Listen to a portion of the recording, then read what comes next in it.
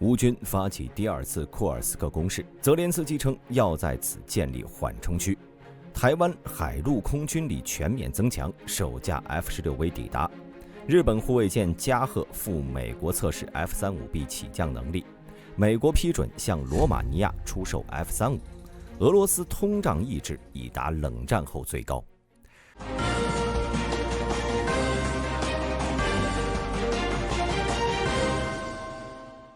9月12号，乌军发起了一次大胆的进攻行动。乌克兰工程兵在无人机和坦克的支持下，突破了库尔斯克州的俄罗斯防线。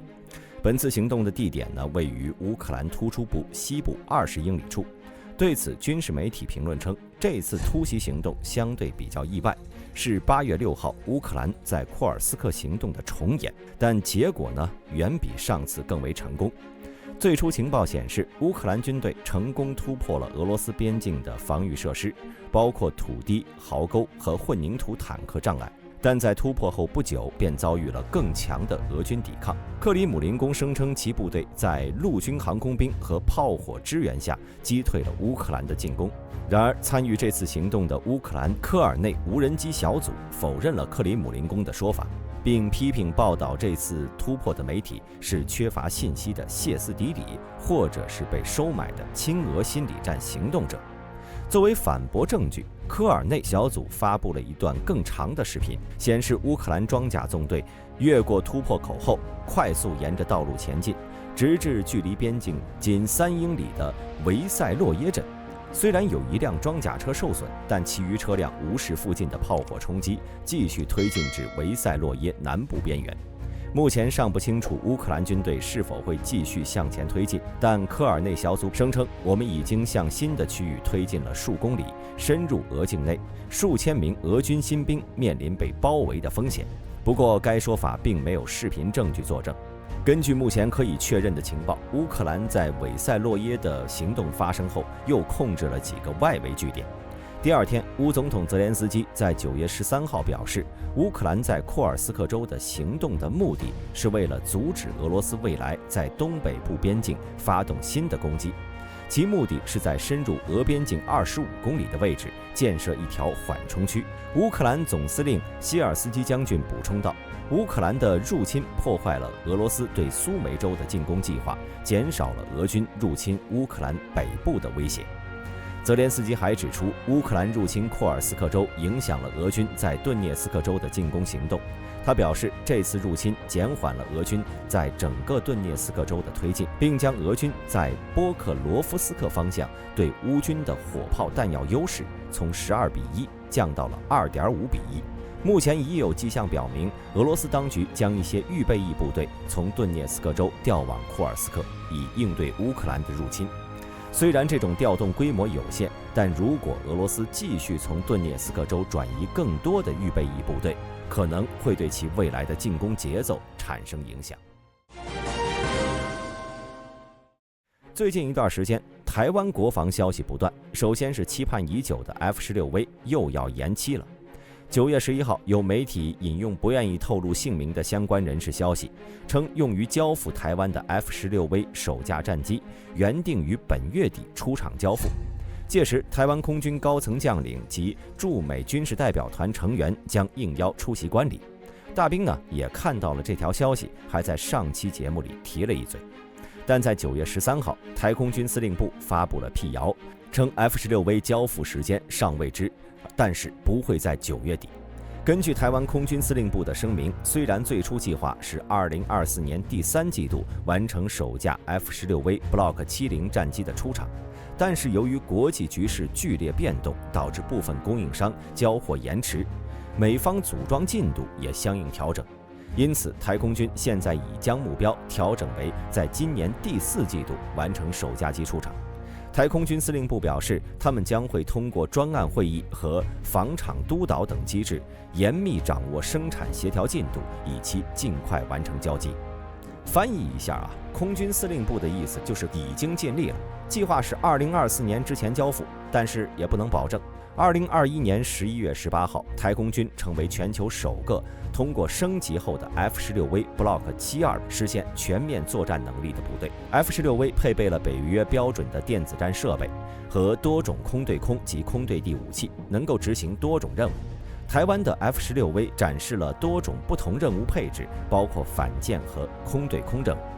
在第一种配置中 ，F-16V 装备了2枚 AGM-84 鱼叉反舰导弹、2枚 AIM-120C7 中程空对空导弹和2枚 AIM-9X 响尾蛇空导弹，还有370加仑的外部油箱和一个 ALQ-184 电子对抗吊舱。第二种配置中，则为配备了2枚 AIM-120C7 和2枚 AIM-9X 响尾蛇空导弹，以及3弹射机架上的3枚 GBU-12 铺路2激光制导炸弹。值得一提的是，台湾 F-16是为数不多的具有鱼叉能力的战机之一。台湾在2012年签署了一份升级 F-16AB Block 20战机的合同，该计划被称为和平凤凰崛起。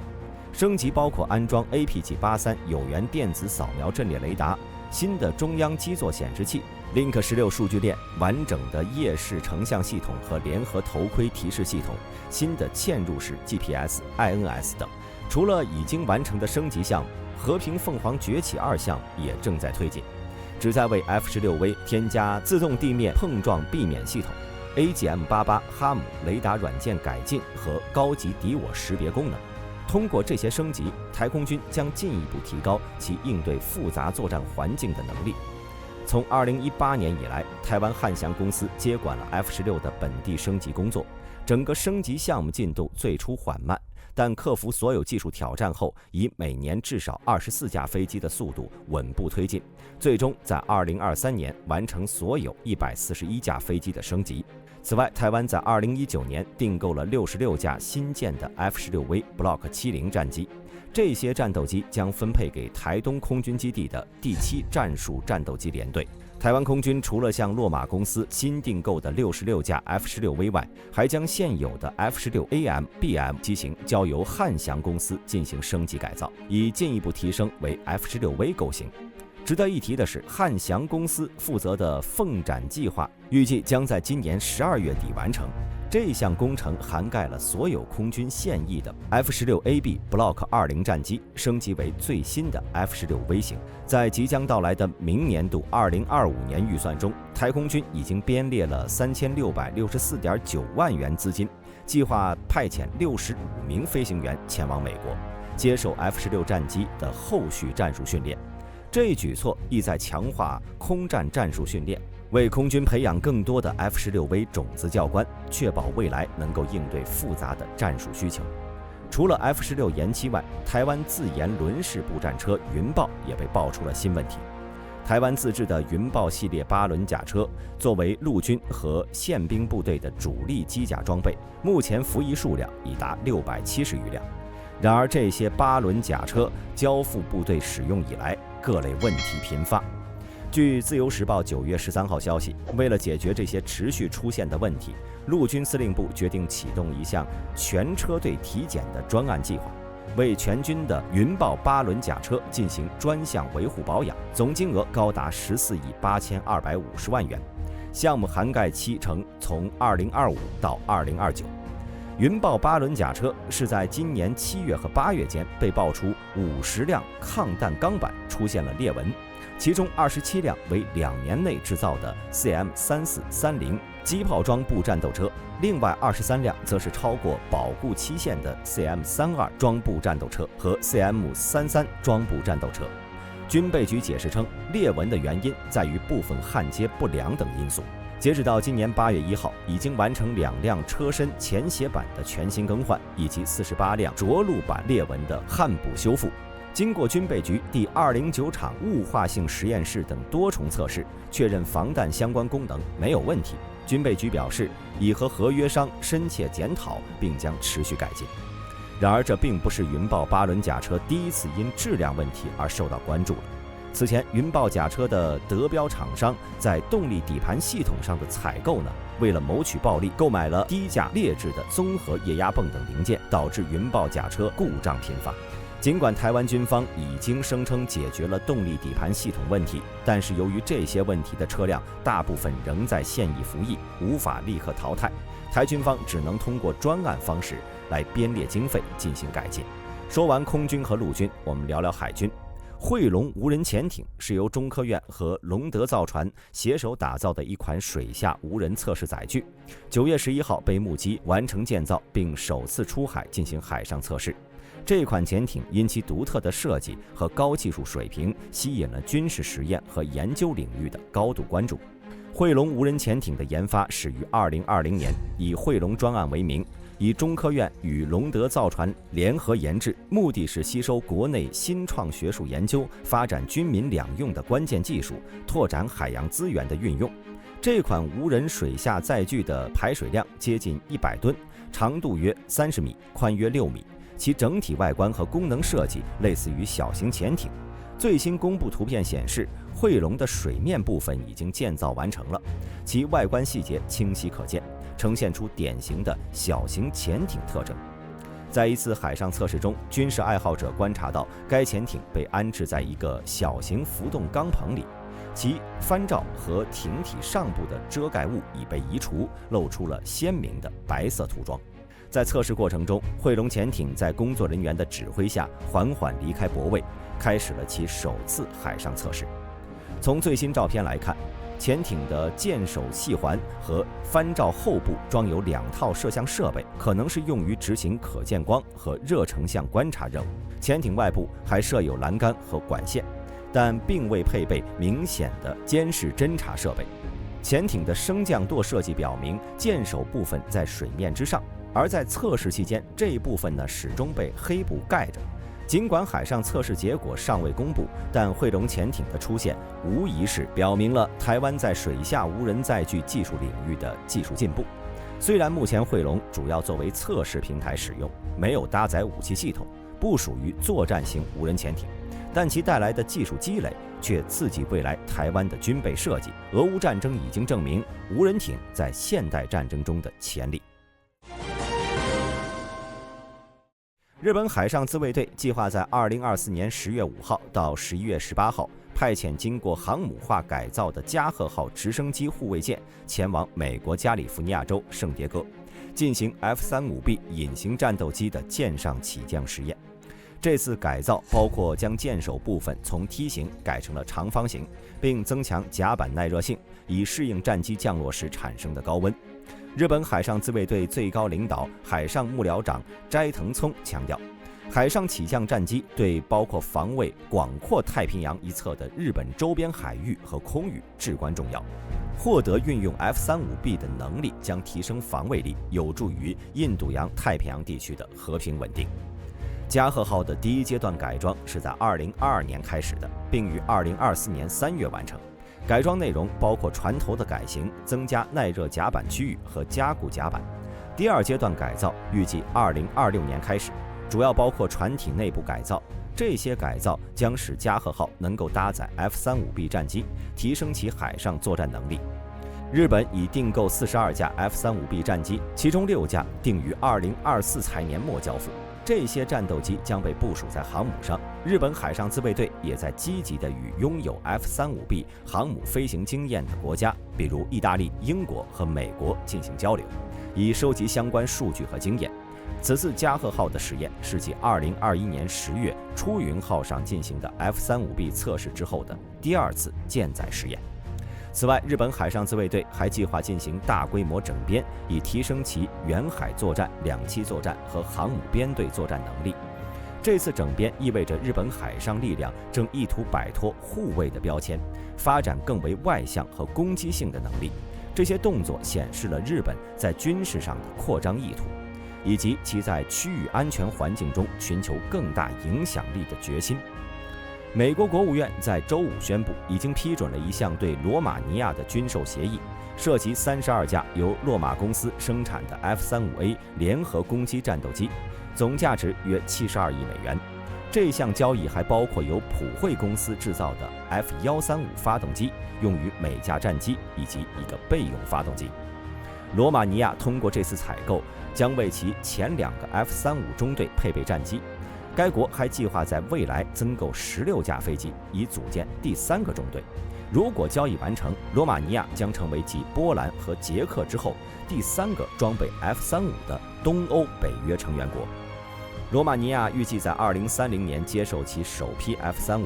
随着俄罗斯对乌克兰的持续侵略行为，罗马尼亚加强其军事力量的计划，使其可能成为北约东翼最大的 F-35战机运营商，这引起了盟友的关注。美国国务院指出，这项拟议的军售将增强罗马尼亚执行自卫和地区安全任务的能力，同时通过提升与美国及其他北约成员国的互操作性，提高其面对当前和未来威胁的防御能力。这一行动将有助于加强北约盟国的安全，符合美国的外交政策和国家安全目标。此次军售还包括提供后勤和维护支持、弹药和武器、飞行员和其他人员的培训以及模拟器。值得一提的是，这项采购计划总价值约72亿美元，是罗马尼亚加入北约以来金额最大的一次军事采购项目。罗马尼亚购买 F-35战机对该国和其他国家的军事合作将产生显著影响。首先，这一采购行为将加强罗马尼亚与美国的军事合作关系，因为 F-35战机是美国及其盟友的先进军事装备。通过引进 F-35，罗马尼亚将能够更紧密地与美国及其他北约成员国进行军事协同和情报共享，提高整体的防御能力，以应对潜在威胁的准备性。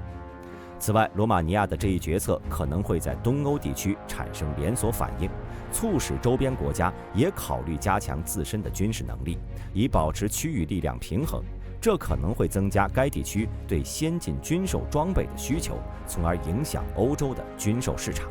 罗马尼亚的这一行动也可能会被视为北约东翼防御力量的加强，有助于提升北约在面对东部边界安全挑战时的整体实力。同时，这可能会引起某些邻国的关注，他们可能会对罗马尼亚军事实力的增强及其潜在的地区影响力而感到忧虑。长期以来，罗马尼亚和俄罗斯一直保持着敌对关系，双方血仇已经有200多年的历史了。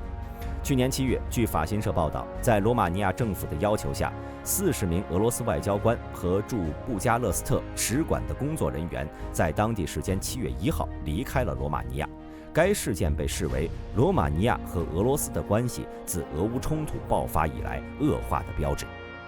2024年9月13号，俄罗斯中央银行宣布将关键利率上调至19%，此举旨在应对当前的高通胀环境，并为未来可能的利率调整留出空间。俄罗斯的关键利率已经接近其历史上的最高点了，即俄乌冲突初期的20%。这次利率上调是对不断上升的通货膨胀率的反应，预计通货膨胀将超过2024年预测的6.5%到7%，而且物价上涨的压力仍在持续。俄罗斯央行指出，当前的年通胀率已达到9%，超出了之前预期，因此有必要采取降低通胀水平。然而，实际的通胀率可能比官方数据所显示的更高。俄乌冲突的持续影响对俄罗斯经济产生了深远的影响，这种影响预计还将持续。增加的公共支出、劳动力市场严重短缺以及国际经济制裁等因素都在推动通胀率的上升。随着时间推移，俄罗斯的经济形势可能会继续变化，战争成本的上升和对军事损失的补偿需求可能会加剧劳动力短缺，从而进一步推高通胀率。俄罗斯央行行长纳比乌林娜曾公开表示，俄罗斯经济正面临着严峻挑战。他认为，俄罗斯经济的过热程度已达到16年来最高水平，需要维持较长时间的高利率来抑制需求。俄罗斯央行计划在一段时间内保持较高的基准利率，并保留未来继续加息的可能性。在可以预见的未来，俄罗斯的通胀率可能会继续上升，俄罗斯央行可能会再次上调基准利率。如果通胀继续上升，可能会对俄乌战争及其相关国家的经济和军事合作产生多方面的影响。首先，高通胀可能会增加军事开支的压力，因为俄罗斯需要更多的财政支出来维持其军事行动，这可能会对国家的预算产生压力，并迫使政府在军事开支和其他社会经济需求之间做出权衡。其次，持续的高通胀可能会影响士兵的士气和招募，因为工资可能无法跟上生活成本的增加，而俄士兵本就是为了提升家人或者未来的生活质量，选择加入高薪的俄罗斯军队。如果通胀影响到俄罗斯人的生活水平，会极大影响军队的招募和军心的。此外，高通胀可能会加剧社会不稳定，特别是在那些经济已经受到冲突影响的俄罗斯，社会动荡可能会影响政府的稳定性，进而影响其进行军事行动的能力。除此之外呢，高通胀还可能会增加军事武器装备的成本，这可能会限制军队的现代化和维护能力。虽然俄罗斯本就剩下不多了。对此各位有什么看法？欢迎在评论区留言讨论。本期视频到此结束，我是大兵，我们下期节目再见。